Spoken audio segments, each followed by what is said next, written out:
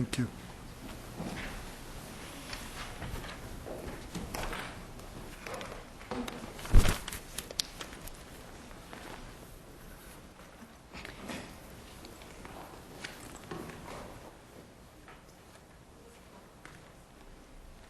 Ms. Chalupowski, are you going to be the one arguing?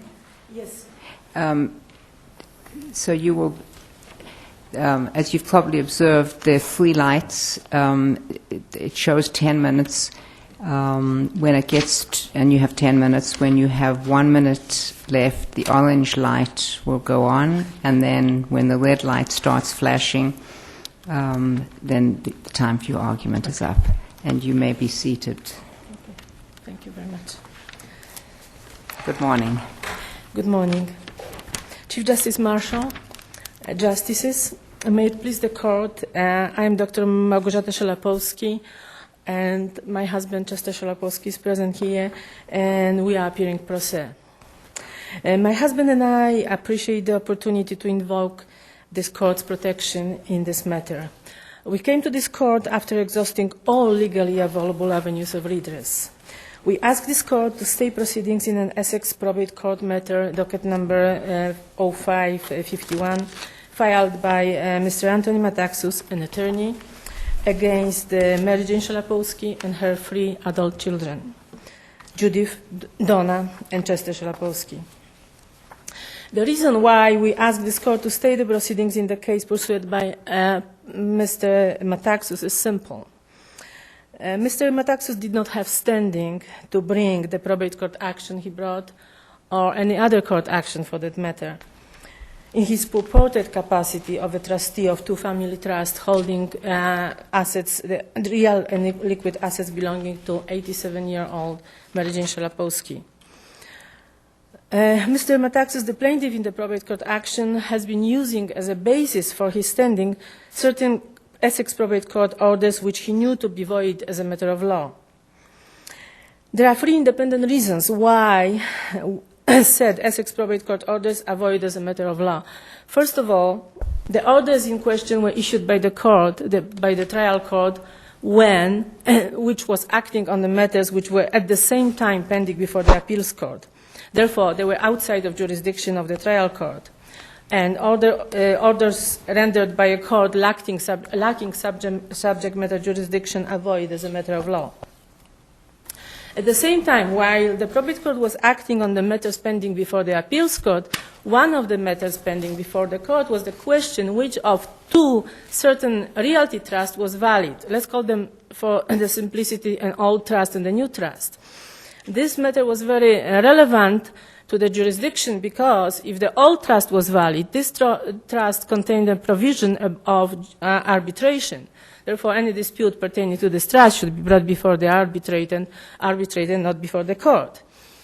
The third and the most troubling reason why the subject probate court orders were void is that these orders were procured by fraud, and this fraud was well documented in the trial court file when the court was still acting on the matters which were at the same time pending before the appeals court. Dr. Chalupowski, the claims that the reasons that you have given may well be valid reasons. I don't know about that, but they may well be.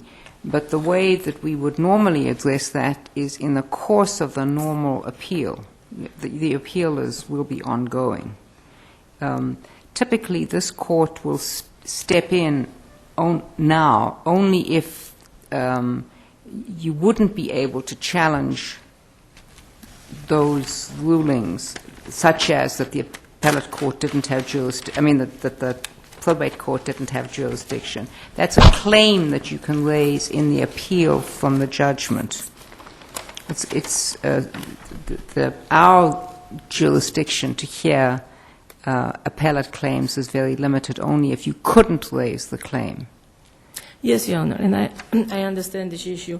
The reason we are here is because whenever we try to raise these issues in any other court, the courts are just not willing to look at these issues. But don't you have an appeal that's pending? You have an appeal, a full appeal from the dissolution of the trust, which obviously involves also the validity of the appointment of Metaxas as the trustee, We have an appeal. which is headed for the appeals court, I guess? The records?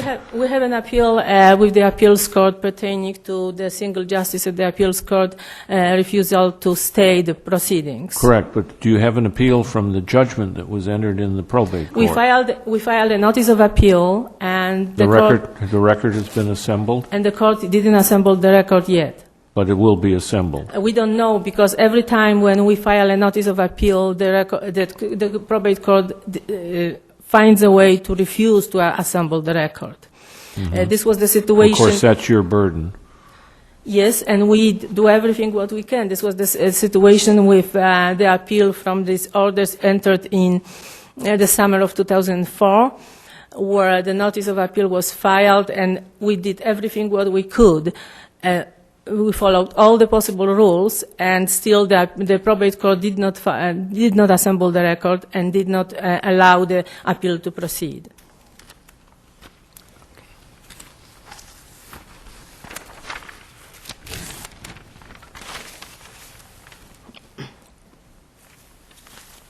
I think that it would be helpful if I could give some background information about the claims I'm making, since the situation here is very unusual and seems to be really incredible, especially when it's brought before the court by a pro se party, and the other side are lawyers who are usually treated as much more credible source of information. So how is it possible that we had to come all the way to the highest court of the Commonwealth of Massachusetts to resolve this simple issue of lack of standing and void judgments? So this is in a way answering Jonas' question.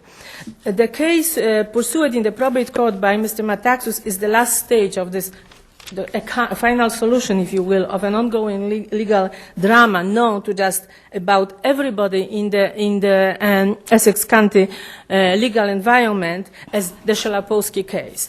And this case is mischaracterized as a complicated intrafamily dispute. It's far from, it's actually nothing like this. This case is a vexatious litigation which was turned into a very profitable legal scheme worth over $2 million. Let me give you just very fast zoom of the background underlying court proceedings that took place between 1993 and current. I will be really very fast. Between 93 and 1996... Dr. Chalupowski, you can use the time anywhere you want to, but we do have the whole record and all of your pleadings. So I think it's more helpful to the court, generally speaking, not to focus so much on the factual backgrounds, but what the particular legal claim is, and I want to make sure that I understand each of your legal claims. I appreciate this advice, and by the whole chronology is in our written brief anyway. I would like to focus on the fact that the trial court was trying dismissed and appealed cases and cases that were at the same time pending before the appeals court. And when I show this, maybe it will be easier to see why normal appellate process cannot be relied upon by us in this case. What happened between January 2002 and currently is a very unusual situation. The cases were dismissed. There were 4 cases pending. 3 of them were dismissed in December 2001. At this point, lawyers involved in this ongoing litigation didn't inform their clients that the cases were dismissed. They behaved as if this very complicated litigation was going on. They were just producing billing hours, and they were disappointed that the cases were dismissed, and they pretended as if nothing happened. The cases were still pending. They were filing with the probate court their pleadings under 4 docket numbers instead of 1, because there was only 1 case in fact pending. As a result of this, they created an enormous confusion that nobody could figure it out. This is how it happened that in this confusion reached its pinnacle when, in May of 2004, the trial court, probate court, actually tried the cases that were at the same time pending before the appeals court. Any effort on our part to explain and to indicate that there was no jurisdiction over cases pending before the appeals court were ridiculed and never accepted as a real and legitimate legal argument, to the point that there is a recording from the hearing that took place at probate court, which we are attached as an exhibit, in which the trial judge says, okay, so tell me, talks to two lawyers appearing before him, and he says, okay, guys, tell me which case is the fair game. This would be the essence of what was going on at the probate court level, and why we cannot rely on a regular appeal process to present our arguments here. Dr. Chalupowski, as you know, 10 minutes goes very quickly. Yes.